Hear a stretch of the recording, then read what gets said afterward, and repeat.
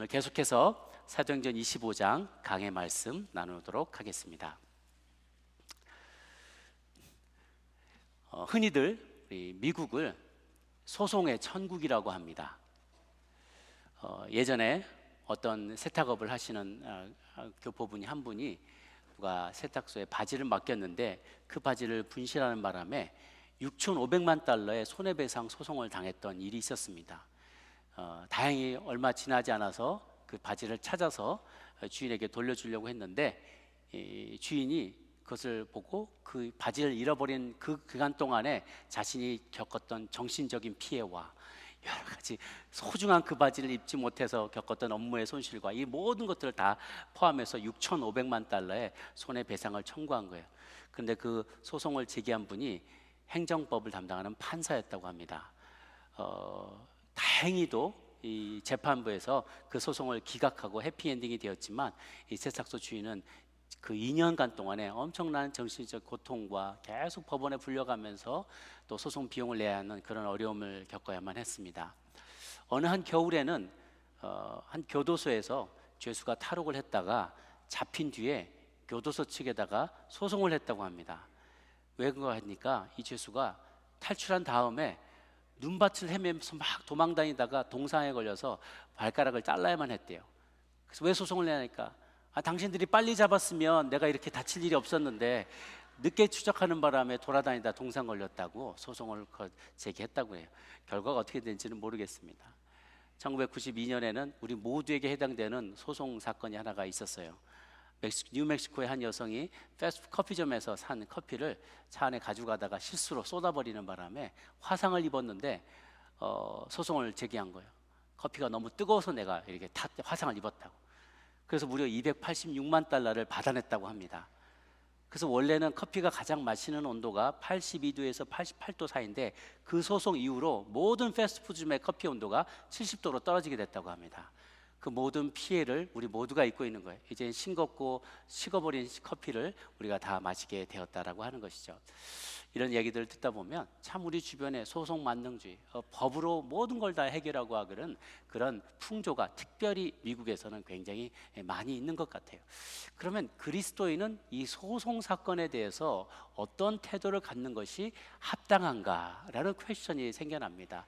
우리가 일상생활을 하면서 한 번쯤은 혹은 내가 우리와 가까운 이들이 이런 소송 사건에 연루되는 것을 보면 그것이 합당한 것이건 혹은 억울한 것이건 어떠한지 간에 저도 혹은 저와 관련된 이들이 혹은 우리 교회가 이런 소송 사건에 이제 걸려들 수가 연루될 수가 있는 것이죠. 그것에 대해서 성경은 뭐라고 말하고 있는지 오늘 본문이 어느 정도 전체는 아니지만 어느 정도의 그런 단초를 제공해 준다고 생각합니다. 함께 그런 관심을 가지고 오늘 본문을 들여다보도록 할게요. 세 가지로 나눠서 얘기를 하는데요. 첫 번째, 우리 베스도의 법정에 선 바울의 이야기로 오늘 말씀을 나누고자 합니다. 지난 시간에 우리가 기억나실 겁니다. 펠릭스, 그 이름은 펠리스 나비다. 거기에 나오는 그 어떤 기쁨, 즐거움, 행운 이란 이름을 가지고 있지만 이름만 그뿐이고 모든에게 불행을 가져왔던 사람이 벨릭스라고 했어요. 본래는 노예 출신이었지만 형 덕분에 벼락 출세를 해서 노예의 신분이지만 왕의 권세를 누리면서 아주 포악한 학정을 베풀어서 많은 유대인들이 그의 손 아래서 죽게 되었고 죽음을 맞게 되었던 그런 위인이었습니다. 가이사랴에서 그 총독이 머물고 있는 동안에 사도 바울을 죽이려는 음모가 예루살렘에서 발각이 돼서 예루살렘에서 긴급하게 천부장의 글을 호송해 와서 가이사랴에서 머물게 되었다고 했어요. 근데 그가 이 소송 사건을 빨리 진행하지 않고 자꾸 차일피일 미루면서 어떻게 하면 좀 돈을 받아볼까 그렇게 하고 있는 와중에 그가 지난주에 제가 말씀 나눴죠. 24장 24절에 보니까 벨릭스가 아내 유대 여자 두루실라를 데리고 와서 바울을 불러다가 그리스도 예수를 믿는 도에 대해서 네가 믿는 바의 도에 대해서 한번 얘기해봐라 라고 그를 불러다가 요청을 하는 거예요. 그랬자 바울이 그에 대해서 얘기했다고 했죠. 벨릭스도 두루실라도 다 유부녀였지만 육체의 정욕을 쫓아서 자신의 부인들을 남편을 놔두고 와서 또 결혼을 했던 거예요. 그런 사람 앞에다 두고 바울이 의와 절제와 장차올 심판에 대해서 강론하니까 벨릭스가 두려워했더라. 두려워하면서 뭐라고 하냐면 시방은 가라, 지금은 가라, 내가 팀이 나면 너를 부르리라 라고 말하면서 그 결정적인 순간에 구원을 잡지 않고 고백하지 않고 죄를 고백하지 않고 연기하면서 기회를 놓쳐버렸다는 것이죠. 후에 그들은 자신의 죄과들 때문에 총독에서 해임되고 로마로 압송되게 다시 로마로 귀국해버리게 되고, 거기서 두루실라는 자신의 아들과 함께 그 베스비오 화산이 폭발하는 그 화산 폭파가 있는 그 지역에 갔다가 그만 그 화산재에, 그 용암과 화산재에 그냥 휩싸여서 그만 비참한 죽음을 맞게 되었다고 했습니다. 복음을 받아들일 수 있는 그 찬스에 인정하지 않음으로, 그것을 연기함으로 말미암아 죽음을 맞게 되었던 그런 총독의 이야기를 지난 시간에 보았습니다. 그 총독이 해임되고 나서 후임으로 온 사람이 유다와 갈릴리, 유다와 사마리아 지역을 모두 이두메 지역까지 통치하는 새로운 총독이 왔는데요, 베스도 총독이 부임을 하게 되었습니다. 그래서 1절에 보면 베스도가 부임한 후에 가이사랴에서 예루살렘으로 먼저 올라갔다고 했어요.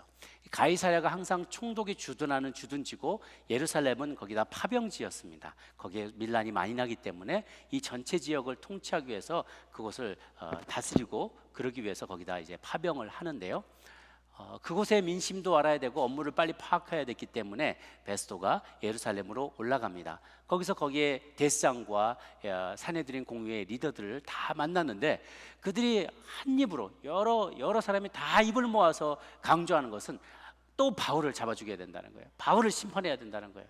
그러면서 그 바울을 예루살렘으로 데려와서 여기서 다시 한번 심판을 하면 좋겠다, 재판을 열면 좋겠다, 내심 오는 길에 잡으려고, 매복하려고 3절에 그래서 그를 죽이려고 합니더라. 베스도가 대답하기를 4절에 가이사랴에 그가 구류되어 있다고 했다. 나도 머지않아 돌아갈 것이다. 그러니까 차라리 너희 중에 유력한 자들이 내려와서 만일 그가 옳지 않은 일이 했거든 고발하라, 그렇게 얘기를 하는 거예요. 그리고 6절에 베스도가 그들 가운데 8일 10일을 더 지내다가 가이사랴로 내려옵니다. 그리고 재판자리에 앉아서 바울을 들어오라고 얘기하는 거죠. 그러니까 유대에서 내려온, 예루살렘에서 내려온 유대인들이 둘러서서 여러 가지로 고발을 하는데 능히 증거를 내지 못하더라. making case라고 하죠. 케이스를 만들지를 못하는 거예요. 케이스가 만들어지려면 그가 위법한 사항이 무엇인지, 그 위법 행위를 말미암아서 누가 손해를 받는지, 또 국가의 공권력에 어떤 정부에 어떤 손해를 끼쳤는지, 이런 것들을 증명할 수 있는 증거물이 있거나 증인이 있어야 되는데 그런 게 하나도 없이 다 그냥 정서적으로만 막 우리 앞에 나쁜 짓을 했고 유대인들을 막 선동했고 그러면서 성전을 침해했고 성전의 거룩함을 침해했고 이런 말들을 하는데 종교적인 거라도 증인이 없어요. 세속적인 거라도 증거물이 없어요. 그냥 케이스를 만들지 못하는 거예요. 그러니까 베스토는 벨릭스에 비해서는 좀 더 리즈너블한 사람이었어요. 그리고 법을 잘 지키는 사람이었고 잘 통치를 하는 사람이었기 때문에 우리 법에서는 이 사람이 뭘 잘못했는지 판단하기 전에부터 벌부터 주는 법이 없다 라고 그가 주장을 하면서 케이스를 만들어 와라 라고 얘기를 하지만 그들은 그렇게 하지 못하는 것이죠.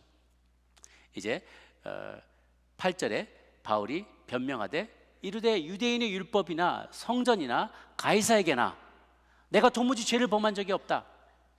베스도가 유대인의 마음을 얻으려고 바울더러 그러면 예루살렘에 올라가서 내 앞에서 신문을 한번 받아보겠느냐 라니까 바울이 내가 가이사의 재판자리 앞에 섰으니 마땅히 거기서 신문을 받을 것이요 당신도 잘 아시는 바와 같이 내가 유대인들에게 불의를 행한 적이 없습니다 라고 10절까지 이야기를 하죠.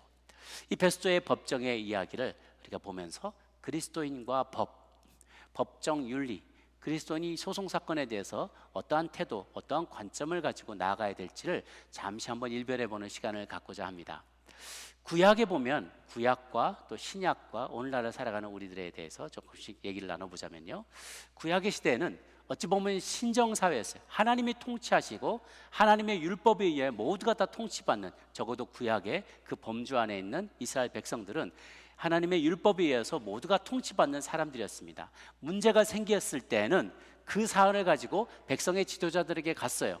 족장 시대에는 족장들이 그것을 해결했고 이제 하나님의 율법이 주어진 이후에는 모세에게 그리고 레위 지파 사람들에게 랍비들에게 점점점 찾아가면서 또는 혹은 하나님의 세우신 왕 앞에 찾아가서 재판을 부탁을 했던 거예요. 그러면 그렇게 복잡하지 않았습니다. 하나님의 법이 분명히 있었기 때문에 그 법에 의해서 분쟁이 발생할 때마다 재판장이 그 소송을 판결을 했던 거죠. 출애굽기 18장을 보면 모세가 이스라엘 백성을 인도하여 출애굽한 이후에 광야에 이르렀을 때 백성 사이에 많은 분쟁이 있었다 그랬어요. 그래서 그들이 다 그 케이스를 모세에게 가지고 오니까 사건 케이스가 너무 많아서 아침부터 저녁까지 모세가 하는 모든 일들이 재판 보는 일이었어요. 야, 네가 맑다, 네가 잘못했다, 둘이 쌍방과실이다, 50대 50이다, 이거 물어줘라, 다시 갖다 줘라, 그 소 다시 갖다 줘라, 경계를 새롭게 세워라, 얼마 물어줘라, 이런 것들을 당신이 잘못했다고 사과해라, 모든 장로들 앞에서 사과해라, 뭐 이런 것들을 계속 판정을 내리는 거예요. 근데 자기 혼자 일을 너무 많이 했더니 너무 그것이 지쳐서 장인이 와서 당신 그렇게 하는 게 지혜롭지 못하다, 당신을 대신할 다른 재판장들을 세워라, 리더들을 세워라 라고 하는 장면이 나오죠. 왕들이 세워질 때에도 이후에 솔로몬 왕 같은 경우에 그가 너무 많은 백성들을 재판을 해야 되니까 그가 하나님 앞에서 왕이 되고 나서 이렇게 간절히 구하는 거예요. 하나님, 내가 이 백성을 어떻게 다 재판할 수 있겠습니까? 꿈속에 솔로몬의 꿈에 하나님이 나타나셔서 네가 뭘 원하느냐라고 물어보세요. 그때 솔로몬이 하나님께 지혜로운 마음을 주셔서 죄의 백성을 재판하여 선악을 분별할 수 있도록 도와주옵소서라고 하나님께 이제 간구를 하는 거죠. 잘 재판할 수 있는, 분별할 수 있는 지성과 영성을 주옵소서. 그 간구가 하나님의 마음에 합하게 되었어요. 그래서 오직 송사를 잘 듣고 분별하는 지혜를 솔로몬에게 하나님께서 주셨고, 그것을 구한 솔로몬을 매우 칭찬하시는 장면이 나옵니다. 자, 그런데 이제 신약의 시대로 넘어오면서 이 문제가 조금 더 복잡해지기 시작한 거예요. 유대인들에게 이 시간이 흘러가면서 모세오경, 하나님께서 이스라엘 백성에게 주었던 모세오경이 있어요. 근데 그 모세오경에다가 랍비들이 붙인 모든 해석들이 같이 들어오기 시작하는 거예요. 그런데 그러고 나서 또 본래 주셨던 법의 취지와 법의 정신과 맞지 않은 법의 껍데기들만을 사람들이 더 많이 취하게 되면서 뒤로는 호박씨를 까게 되는 거예요. 예를 들면 안식일의 법규를 다 지켜서 안식일에는 얼마 이상 가지 말아라 그러면 그 안식일에 갈 수 있는, 안식일 전날에 갈 수 있는 국경 끝에까지 가는 거예요. 경계선 끝에까지 가서 거기서 하루 만에 갈 수 있는 일을 본다든가, 오늘날 같으면 안식일은 자기는 잘 지키면서 스위치 껐다 켰다 하고 전자레인지 켜거나 끄거나 이런 일들이 다 일이니까 그 유대인들 옆집에 사는 사람들은 안식일마다 힘들대요. 맨날 불러서 뭐 급한 일 있는 것처럼 오라고 잠깐 와달라고 해놓고 전자레인지 좀 켜달라고 그래요. 그 당신이 하면 팔이 없냐 손이 없냐 그랬더니 오늘 안식일이어서 내가 일하면 안 된다는 거예요. 이것이 눈 가리고 아웅하는 것이죠. 이 안식일에 본래의 정신보다도 껍데기만 남은 것에 대해서 계속해서 장로들의 유전, 장로들이 해석했던 거, 거기에 랍비들이 해석했던 거 전부 다 덧붙이고 해서 하지 말라는 것, 하라는 것, 하지 말라는 것 계속 목록을 늘려가는 거예요. 그랬을 때 이 신약의 시대에 예수님께서 오셔서 이 최고의 법처럼 여겼던 구약의 율법과 많은 구약의 전통들을 마구 파괴하는 것처럼 보입니다. 예수님께서 안식일에 병자를 고치시는 거예요. 어떻게 안식일에 일을 하냐? 사람이 안식일을 위해 있는 게 아니다. 안식일이 사람을 위해 있는 것이다. 법을 만드신 그 법의 정신이 무엇이냐? 예수님, 하나님은 왜 안식일을 쉬게 만들었는가? 우리 인간들을 위해서라는 거예요. 인간들이 무리하지 않고 자신을 왜 이렇게 분주하게 살다가 하루를 멈춰서서 내가 어디서 왔고 어디에 서 있고 어디를 향해 가고 있는지, 하나님과의 나의 관계는 어떠한지 점검하고 이웃들을 돌아보고 가족을 돌아보는 날을 가지라고 안식일을 주셨단 말이에요. 이웃을 돌아보고 하나님을 돌아보라고. 근데 이웃이 아프단 말이에요. 그래도 나는 움직이면 안 되지, 이건 아니라는 거죠. 본래 하나님이 주신 그 법의 정신에 합당하게 행해야 된다라고 하면서 안식일 날 병자를 고치셨던 거예요. 그러니까 예수님은 법을 어긴 게 아니라 법의 정신을 복원시킨 거예요. 본래의 정신으로 돌아가려고 새롭게 혹은 오리지널한 퍼스펙티브를 가지고 해석을 하셨던 것이죠. 네 원수를 미워하고 눈에는 눈으로 이에는 이로 갚으라라는 명령을, 구약의 명령들을 보면서 사람들은 말 그대로 막 두들겨 패고 똑같이 보복했다는 거죠. 그런데 주님은 뭐라고 하시냐면 오른뺨을 치면 왼뺨도 돌려대라는 거예요. 본래 하나님 율법의 정신은 사랑이었다는 거죠. 왜? 이런 이유로 눈으로 치라고 하셨던 명령을 주셨던 것은 사람들이 흥분하면 내가 눈 다치면 눈만 치지 않는다는 거예요. 내가 눈 다쳤으면 이빨까지 몽창 뽑아버린다는 거예요. 그러니까 그게 우리의 악한 본성이기 때문에 그걸 미니마이즈 하려고, 최소화시키려고 눈에는 눈, 이에는 이라고 했는데, 본래의 정신은, 하나님의 정신은 서로 사랑하고 서로 아끼며 용서하는 그런 공동체를 만들려고 최소한으로만 그렇게 무리하지만 너 심하게 보복하지 말아라는 그것을 주었는데, 왜 그것을 가지고 내가 보복하는 게 당연한 권리일 것처럼 행사하느냐. 그래 하지 말아라. 뺨 맞음. 합니다. 뺨을 맞으면 다림밤을 돌려대라 라고 말씀을 하신 것이죠. 아내를 버리려거든 이혼증서 써주고 마음대로 버리라 라고 사람들이 생각하니까 이혼하는 걸 너무 쉽게 생각하는 거예요. 그게 아니라 음행의 연고 없이 아내를 버리면 이건 간음행위다. 그래서 유대인 남성들이 굉장히 이걸 쉽게 생각했어요. 내 마음에 들지 않으면, 심지어 내가 밥을 주는데 내 밥에 내가 입맛에 맞지 않아, 너 이혼이야, 그러니까 이혼장 써버리고 줘버리면 된다는 거예요. 그렇게 쉽게 아주 너무 편의주의로 생각할 때, 그게 아니라 음행한 이유가 아니라면 아내를 버리게 되면 그녀로 간음하게 하는 것이다. 그렇게 하지 말라라고 말씀하시는 거예요. 그러니까 주님은 법을 어기라고 하는 것이 아니라, 법을 깨버린 게 아니라 법의 정신을 복원하자는 거예요. 법의 정신, 본래 그 법을 만든 취지를 꼭 살려서 그것을 이루라는 것이죠. 그래서 마태복음 5장 17절에 주님이 이렇게 얘기하셨어요. 같이 한번 읽어보도록 할까요? 시작. 그런데 내가 율법이나 선자를 폐하러 온 줄로 생각하지 말라. 폐하러 온 것이 아니요 완전하게 하려 함이라. 그 말씀이 이해가 되세요?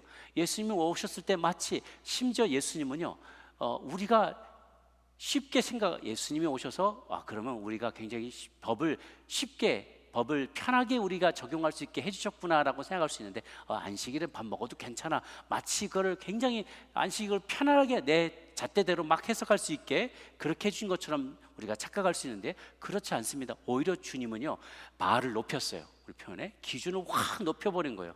너가 형제를 향해서 라가라가도 하지 마라, 바보라고 하지 마라. 그거 형제를 바보라고 한 거, 그 형제 죽인 거나 다름없는 거야. 너 자매를 향해서 원래는 간음하고 간통하는 것, 그렇게 하나님은 그거를 정죄한다고 했는데, 아니 너의 생각으로 마음속으로 자매를 향해서 음욕을 품는 것, 이것도 이미 간음이다라고 얘기하는 거예요. 생각만 해도, 말로만 해도 살인할 수 있고 생각만 해도 간음할 수 있다라는 거죠. 그러면 이거를 지킬 수 있는 사람이 누가 있겠냐는 거예요. 그 본래 의도는 거예요. 너네는 죽었다 깨나도 정의롭게 너의 생각과 행동과 의지로 죄를 이겨낼 수가 없어. 너희는 죄를 이겨낼 수가 없는 존재야. 그러니까 철저히 절망해라. 그거 내가 바리새인파 조금 지켰다고, 내가 안식을 좀 지켰다고, 나는 율법을 잘 지켰다고, 내가 헌금했다고 마치 보복할 수 있는 권리, 내가 뭔가를 주장할 수 있는 권리를 가진 의로인 사람인 것처럼 주장하지 말라는 거예요. 너네는 자격 없는 존재다. 그런데 내가 어떻게 율법을 풀필하느냐, 그 율법의 요구를 너희들이 어떻게 그것을 이룰 수가 있느냐? 내가 십자가에 죽는 것을 믿을 때 그게 가능하다는 거예요. 그렇기 때문에 예수님께서 율법을 완성하셨다는 것은 그런 뜻입니다. 율법대로 아무도 살 수가 없기 때문에 율법대로 누구도 구원받을 수 없어요. 다 죽어마땅한 존재이고 죄인이지만, 내가 너희들이 얼마나 조금이라도 누구도 내 의로 법을 다 지켰다고 말할 수 없도록 절망하게 만드는 거예요. 철저히 절망하게 만든 다음에 내가 십자가 위에서 그 율법을 완성하였노라 라고 말씀하시는 것이죠. 그것을 깨달을 수 있게 되기를 바랍니다. 그래서 주님은 신약의 상황에서 율법을 깬 게 아니라 자신이 십자가에 달림으로 인간이 지킬 수 없어서 구원받을 수 없었던 율법의 요구를 완수하셨으므로, 그래서 율법을 폐하려 온 것이 아니라 율법이나 선자를 완전하게, 그들의 메시지를 완전하게 만드시기 위해서 주님이 죽으셨다. 이렇게 우리가 이해하시면 되겠습니다. 또한 우리 오늘날의 세대 혹은 로마 시대에 살아가던 식민지 시하의 이스라엘 백성들도 로마의 법 밑에서, 세상법 밑에서 신음하고 있었어요. 그러나 여러분, 가이사의 것은 가이사에게, 또 각 사람은 위에 있는 권세에게 굴복하라. 예수님이 말씀하시고 바울이 얘기하는 그 얘기예요. 각 사람은 위에 있는 그 사람의 권세에게 굴복하라. 권세는 다 하나님께로 나지 않음이 없나니. 그래서 이 세상의 법 안에서 또한 하나님은 우리의 법의 질서를 존중하면서 second best, 그냥 최선은 아닐지라도 그래도 이 땅 가운데서 질서를 유지하게끔 만들어 놓은 세상의 법에 복종하라고 얘기하세요. 그런데 이제 나중에 말씀드렸지만 세상의 법과 하나님의 법이 충돌할 때는 어떻게 되느냐? 그 모든 것 위에 있는 최상위 법인 하나님의 법을 따라야 된다는 것입니다. 그 문제는 세 번째 포인트에서 다루도록 하겠습니다. 이제 두 번째 실용적인 것, 두 번째와 세 번째 포인트를 나누고자 하는데요. 두 번째는 신자 간의 일로 세상 법정에 호소하지 말라는 것입니다. 좀 더 논의를 확장시켜 보겠습니다. 신자가 억울한 일을 당했을 때는 어떻게 해야 될까요? 그런데 그런 경우에는 둘 다 신자일 수도 있고 나는 신자인데 상대방이 불신자일 수도 있어요. 그럴 때는 어떻게 할 건가? 첫 번째, 둘 다 신자일 경우에 잘못을 저지른 상대에게 비밀리에 찾아가 그 문제에 단둘이서 이야기를 나누라라고 마태복음 18장 15절은 이야기합니다. 단둘이 가서 이야기하고 설득해요. 당신 이것은 잘못입니다. 이렇게 하시면 안 됩니다. 하나님이 이렇게 하지 말라고 했습니다. 거짓하지 말라고 했습니다. 재정을 속이지 말라고 했습니다. 단둘이 이야기를 나눕니다. 두 번째 단계는 만약 둘이 만나서 그 문제를 이야기했는데 화해가 성립되지 않으면 다시 그 문제를 증언해 줄 수 있는 증인을 한두 사람 데리고 와서 그 문제를 또 얘기하라는 겁니다. 아니, 당신이 이렇게 잘못 말하는 것에 대해서, 잘못 행동하는 것에 대해서 우리가 두 사람, 세 사람이 다 같은 의견입니다. 그리고 그 잘못을 행하는 것을 본 사람이 있습니다 라고 데리고 갔을 때 그 사람이 그것을 시인하고 용서를 구하냐라는 것이죠. 세 번째 단계는 그런데도 용서하지, 그러니까 자신을 사과하지 않아요. 죄를 뉘우치고 사과하지 않으면, 사과를 해야 용서를 하고 화해가 이루어지거든요. 사과, 용서, 화해. 그런데 인정하지 않아요. 죄를 인정하지 않고 사과하지 않아요. 그럴 경우에는 세 번째 단계, 교회로 가지고 나가요. 교회 리더십 앞에서 이 사람이 이러한 죄를 저질렀고 그것에 대해서 사과하지 않고 회개하지 않는다 라고, 그래서 다행히 그 앞에서 죄를 인정하고 회개한다고 한다면, 그리고 그 7일을 따른다면, 복종한다면 감사한 일이에요. 그래도 만약에 말을 듣지 않으면 네 번째, 교회가 권하는 사과를, 회개를 받아들이지 않고 그래서 화해가 성립되지 않으면 그 사람을 이방인과 같이 취급하라는 거예요. 그 교제 가운데서 떠나보내라는 것이죠. 이방인 취급을 하라는 거예요. 이 중요한 원리가 누군가가 중재하고 판단하는 것에 대해서 죄인이 순복할 때, 그래서 순복해서 내가 사과합니다, 그래요, 괜찮습니다, 용서합니다 하면 화해가 성립이 되는 것이죠. 그런데도 자신의 잘못을 시인하지 않는다면 어떡할 것인가? 사도 바울은 고린도 교인들에게 서로가 다툼이 있더라도, 믿는 자들 가운데 다툼이 있더라도 가급적이면 법정으로 가져가지 말라고 이야기합니다. 고린도전서 6장 7절 말씀을 같이 한번 읽어볼까요? 시작. 너희가 차라리 불의를 당하는 것이 낫지 아니하며 차라리 속는 것이 낫지 아니하냐. 자, 기독교인들이 서로 용서하지 못하고, 어떠한 다툼에 대해서 서로 용서하지 못하고 그 안에서 자정작용이나 화해하는 조정의 과정 가운데서 문제를 해결하지 못하고 그 문제를 세상 가운데 가져온다면 세상 가운데서 교회가 얼마나 우습게 여김을 받겠느냐는 거예요. 그들이 믿음을 갖고 있다고 말하면서 예수님은 사랑의 하나님이시고 하나님은 사랑의 하나님이시고 용서하시는 하나님이라고 말하면서 그 문제 하나조차 교회 안에서, 교회 공동체 안에서 해결하지 못한다면 그 공동체가 무슨 희망이 있겠냐라고 세상 사람들 앞에서 교회가 우습게 여김을 받는다는 거예요. 그리고 하나님이 만홀히 여김을 받게 된다는 것이죠. 그리고 그것을 바라보는 비신자들 가운데, 난 크리스찬들 가운데 누가 교회에 올 마음을 갖게 됐냐는 거예요. 교회나 세상이나 똑같네 라고 하면서 손가락질하는 대상이 될 수가 있겠죠. 또 크리스찬과 넌 크리스찬이 이런 소송 사건에 연루가 될 때도 마찬가지입니다. 컨플릭이 있을 때, 그래서 내가 그와 소송이 붙어서 내가 승리를 하게 됐어요. 그래서 내가 원하는 재산을 보호하고 내 명예를 지키고 하는 일들을 하고 그 사람은 완전히 세상적으로 매장이 되고 지게 되고, 그리고 아무것도, 많은 큰 손실을 보게 되었다 했을 때, 우리가 어떤 사람을 법정으로 데려가서 법정에서 내 물질적인 이익과 명예를 지키는 대가로 한 사람의 영혼이 하나님으로부터 멀어지게 되었다면 그 소송이 그만한 가치가 있겠냐는 거예요. 나의 물질, 나의 자존심을 지키면서 한 사람의 영혼이 주님께로부터 영영 멀어지게 된다면 그만한 가치가 있는 소송이겠냐는 것이죠. 항상 이것을 우리가 염두에 둬야만 된다는 거예요. 그래서 바울이 아까 고린도전서 6장 7절 후반부에 차라리 불의를 당하는 것이 낫지 아니하며 차라리 속는 것이 낫지 아니하냐 라고 얘기를 하고 있는 것이죠. 쉽게 말하는 우리가 이런 표현, 무엇이 중요한디? 뭐가 중요하는 거예요? 무엇이 중요하냐?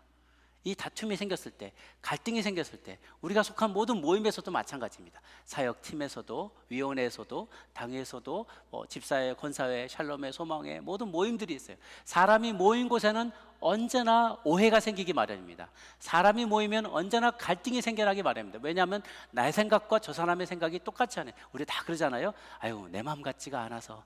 저 사람이 내 마음 같지가 않은 거예요. 내가 이렇게 행동해서 이 정도는 장난으로 받아줄 수 있겠지, 이 정도면 넘어갈 수도 있겠지. 그렇지만 상대방은 그 정도가 아닌 거예요. 그러니까 사람과 사람이 모이면 항상 오해가 있기 마련이고 갈등이 생겨나기 마련입니다. 교회도 마찬가지죠.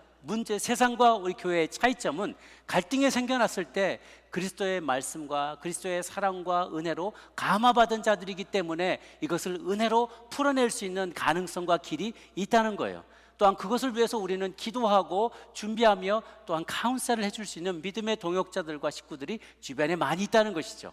그것을 우리가 10분 활용할 때 정말 중요한 게 무엇인지를 우리가 따져서 이것을 은혜로 해결할 수 있는 것이면 서로 간에 양보하고 이해하고 납득하고 용서하면서 화해의 자리로 나아갈 수 있는 것이죠. 그래서 기독교인들끼리는 가급적이면 세상의 문제를 가지고 법정으로 가지 않도록, 가급적이면 그러지 않도록 노력을 해야 됩니다. 차라리 불의를 당하고 손해를 보더라도 속더라도. 그래서 이렇게 믿는 자들 간의 분쟁을 통해서 혹은 믿지 않는 과의 분쟁으로 인해서 하나님의 복음이 가리워지는 일이 없도록 하시기를 바랍니다. 그러나 마지막으로 세 번째, 그럼에도 불구하고 중요한 다른 케이스가 있습니다. 하나님의 뜻과 공의를 이루기 위해 세상 법정에 호소하라는 것이에요.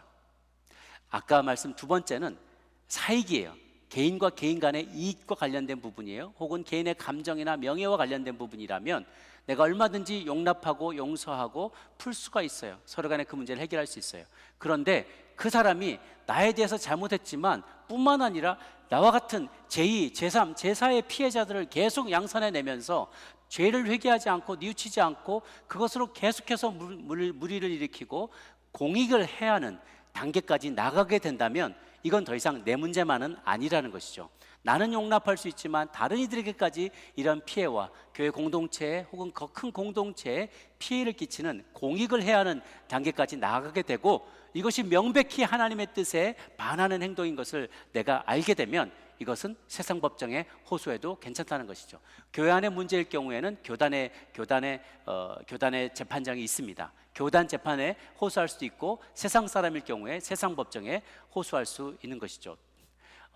다른 여러 사람에게 피해를 끼치고 공익을 해칠 경우에 지혜를 구하면서, 물론 쉽게 결정한 것은 아닙니다. 하나님께 기도하며 지혜를 구하고 또 영적인 지도자들과 상의하면서 이 공적인 이익이 해쳐지는 것에 대해서 우리가 법적인 조치를 취할 수가 있습니다.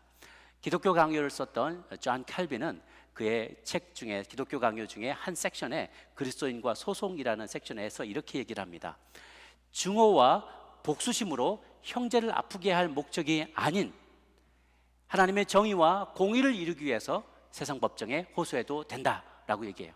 그저 우리가 아유 괜찮아요, 좋은 게 좋은 거지라고 물러설 것이 아니라, 그리고 혹은 내가 직무심이나 복수심 때문에 너 한번 죽어봐라 라고 소송하는 게 아니라 정말 대다수의 많은 선한 사람들이 피해를 입는 것을 방지하고 공익을 지키고 무엇보다도 하나님의 뜻에 반하는 세상의 일들에 대해서 그것을 바로잡기 위해서 법에 호소하는 것은 옳은 일이고 정당한 일이고 뿐만 아니라 마땅히 우리가 해야 될 일이라고 캘빈은 증거하고 있는 것이죠. 오늘 아까 25장 11절에 보면 바울이 마지막으로 이렇게 얘기를 합니다. 만일 내가 불의를 행하여 무슨 죽을 죄를 지었으면 죽기를 사양하지 아니할 것이나 만일 이 사람들이 나를 고발하는 것이 다 사실이 아니면 아무도 나를 그들에게 내줄 수 없나이다. 내가 가이사께 상소하노라. 시저에게, 황제의 법정에 내가 호소한다는 것입니다. 참 이건 바울을 보면서 그런 마음에 많은 감동을 받습니다. 바울은 지금 자기가 감옥에서 석방되는 게 목적이 아니에요. 안에 있으나 밖에 있으나 자신은 아무 상관이 없어요. 심지어 죽어도 괜찮아. 그런데 바울의 가장 큰 소망은 가능하면 어떻게든지 한 사람에게라도 더 이 하늘의 천국 복음을 증거하고 부활의 복음을 증거할 뿐만 아니라 가급적이면 로마의 법정까지 가서 더 많은 이들에게, 로마의 최고 권력을 가진 사람들에게 이 복음이 전파돼서 더 넓은 곳으로 퍼져나갈 수 있도록 쓰임받는 게 자신의 목적이에요. 그러니까 이 작은 눈앞에 이 법정에서 내가 논쟁으로 상대방을 이기냐 못 이기냐는 전혀 관심사가 아니라는 거죠. 우리도 이런 넉넉한 마음을 가졌으면 좋겠어요. 내가 돈 몇 푼 받는 것이 더 중요한 게 아니라, 근데 상대방에서 내 자존심을 지키는 게 아니라, 정말 이것은 시스템과 관련된 부분이고 더 많은 이들의 유익을 위해서, 나만이 아니라 내 가족만을 위한 것이 아니라 이 정말 교회 공동체가 잘 되기 위해서, 사회가 건강해지고 정의와 공의가 이루어지는 일들을 위해서라면, 내가 내 자신의 이해관계를 떠나서 공적인 이익을 지키기 위해서, 또 하나님 나라의 영광을 지켜내기 위해서라면 내가 어떠한 비난과 비판을 혹은 핍박을 받더라도 내가 그것을 감수하겠노라라는 그런 각오가 우리 가운데 있느냐는 것이죠. 소소한 나만의 이익을 지키기 위해서 누군가의 갈등 가운데 있는 것이 아니라 그들의 영혼을 불쌍히 여기면서 더 큰 이익을 구하는 마음이 우리 안에 있는 것인가 라는 질문이죠. 바울은 오늘로 치면 대법원에 상소합니다. 내가 대법원에 상소하노라. 공익과 관계된 소송에 대해서 우리는 어떠한 대가를 지불하더라도 그 일을 이뤄낼 책임과 의무가 있는 것이죠. 교회나 믿는 자는 공익과 관계된 분쟁이나 인권에 관계된 분쟁에 대해 많은 관심을 가져야 됩니다. 인권의 문제는 좌파들만이 주장하는 것이 아닙니다. 휴먼 라이트, 제너럴하게 모든 인간들이 당하는 모든 고통과 아픔에 대해서 우리는 그리스도인으로서 마땅히 관심을 가져야 되는 거죠. 중국에 있는 많은 인권 탄압의 사례들이나 북한에 있는 많은 인권 탄압의 사례들이나 이란에서 일어나는 히잡을 쓰지 않았다고 죽음을 당하는 많은 여성들의 인권에 대해서 우리가 숨죽여 있으면 안 된다는 것이죠. 거기에 목소리를 내야만 한다는 거예요. 종교의 자유가 침해됐을 때, 인권의 침해가 있을 때 국가 등에 대해서 경종을 울려주기 위해서라면 믿는 자가, 또한 교회가 솔선해서 소송을 제기해도 괜찮다는 겁니다. 오래전에 조슈아 버튼이라는 10살 된 여자아이가 올랜도에 있는 공립학교를 다니고 있었어요. 4학년 아이였는데 그 아이가 학교 문이 열리기 전까지 기다리면서 바깥에 앉아서 성경책을 읽고 있었대요. 근데 같이 기다리는 옆에 있던 아이가 너 뭐 읽니? 그랬더니 나 성경 읽어. 그랬더니 기특하죠. 10살 아이가. 부모가 참 열심히 큐티하고 그런 사람이라 아이가 아침마다 성경 읽는 걸 너무너무 좋아했다 그래요. 그래서 문이 열려서 들어가서 또 마저 읽고 있는데 선생님이 지나가다 그걸 봤어요. 너 뭐 읽냐?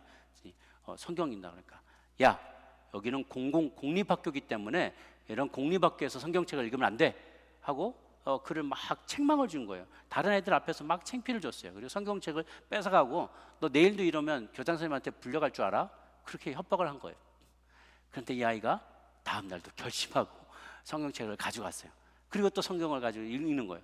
선생님이 보고 이 아이를 교장실로 끌고 갔어요. 그리고 너는 교장 선생님이 너 성경 읽으면 공립학교에서 성경 읽으면 안 되고 다른 친구들과 성경 토론해도 안 돼. 근데 그 다음 날 성경책 또 가져가서 조용히 읽으니까 결국은 근신 징계 처분을 받았어요. 그리고 아이들하고 격리가 돼서 끝까지 교실에 남아있는 이 벌을 받게 된 거죠. 또 그 다음 날도 갔더니 성경을 아예 압수해버리고 교장실로 와서 여러 시간 동안 아이를 모욕을 준 거예요. 애가 엉엉 울면서 집에를 갔어요. 다음 날 소식을 들은 조슈아와 그 부모들이 플로리다에 있는 연방법원에 소송을 제기했습니다. 소장에 학교 당국에 의해서 조슈아의 헌법상에 보장된 표현의 자유, 종교의 자유가 침해됐다라고 주장하고 긴 법정 투쟁에 들어가게 되었어요. 최근에도 4월 달에 제가 기사를 보니까 지난 4월에 제가 플로리다라도 기억하는데 플로리다에 어떤 한 무신론자가 성경 그 학교에서 학교 도서관과 학생들의 읽는 책 목록에서 성경을 금서로 지정해야 된다라고 소송을 제기했다고 해요. 이유인즉슨 아주 어린 아이들이 어린데 그 책의 내용이 아이들의 에이지에 프로퍼하지 않다라는 거예요. 그래서 거기에 강간 사건도 나오고 막 인종차별한 사건도 나오고 이런 많은 내용이 나오니까 성경은 애들이 읽어서는 안 된다고 금서로 지정해야만 한다고 주장하면서 소송을 제기한 것이죠. 우리 주변에 이런 일들이 많이 있어요.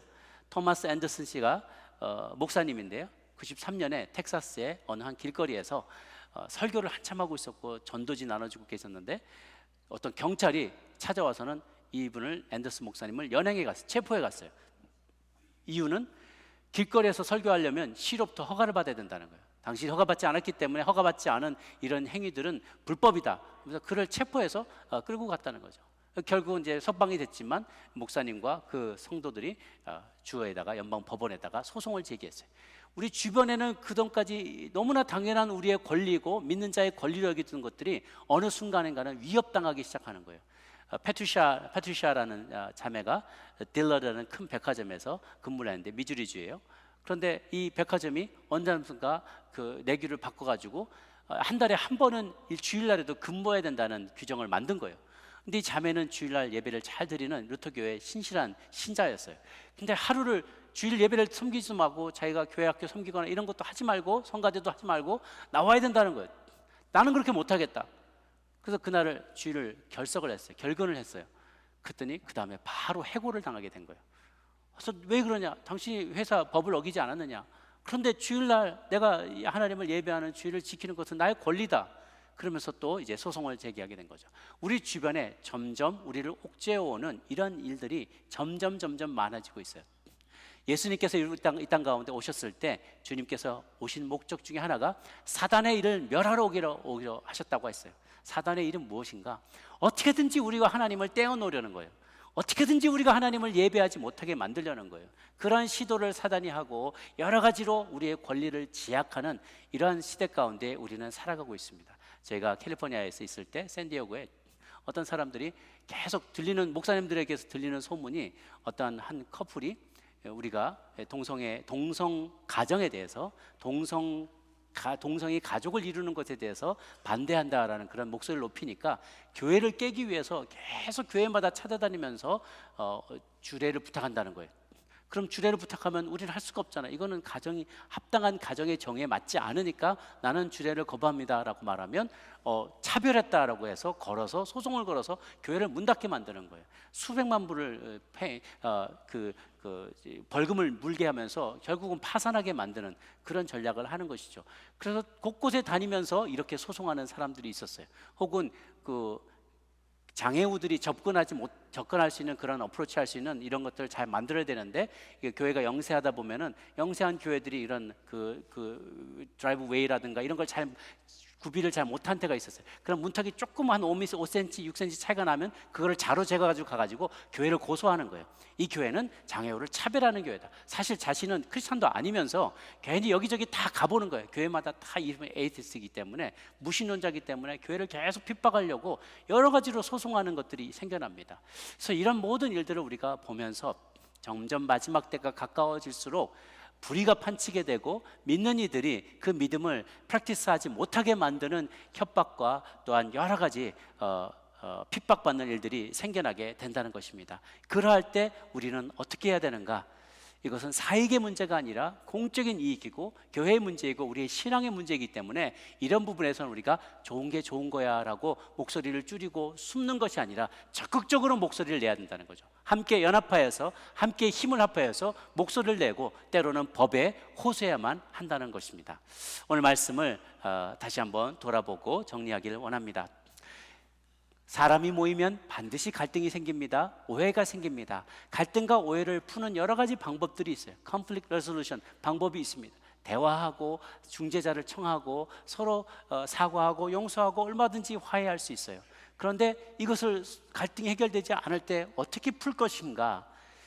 분명한 목적의식이 있어야 된다는 거예요. 내가 소송을 한다면 그것을 인하여서 내가 추구하려는 목적이 무엇이냐는 것이죠. 스스로에게 질문하면서 내가 보복하고 증오심에서 복수심에서 한번 혼내켜 주려고 하려는 것인지, 아니면 정말 피치 못해서 그렇게 해야 된다면 그 사람이 죄를 깨닫고 돌아오길 수 있는 그런 기회를 주기 위해서 한다면 그에게 데미지를 주는 게 목적이 아니고 그를 돌이키게 하기 위해서라면 여러 가지 다른 방법들을 사용할 수 있다는 거예요. 그래서 우리는 영적인 유익을 늘 생각해야 한다는 거예요. 이 갈등을 푸는 과정에서 내가 받는 어떤 재정적인 이런 것만을 바라볼 게 아니라 영적인 유익이 무엇이냐, 나에게 상대방에게 하나님께서 갖고 계신 계획들이 이 갈등을 풀어나가는 과정을 통해서 우리 모두를 어떻게 성숙시킬 것인가를 늘 돌아봐야 한다는 것이죠. 왜 그러냐면 우리가 주기도문에 늘 그렇게 말씀하잖아요.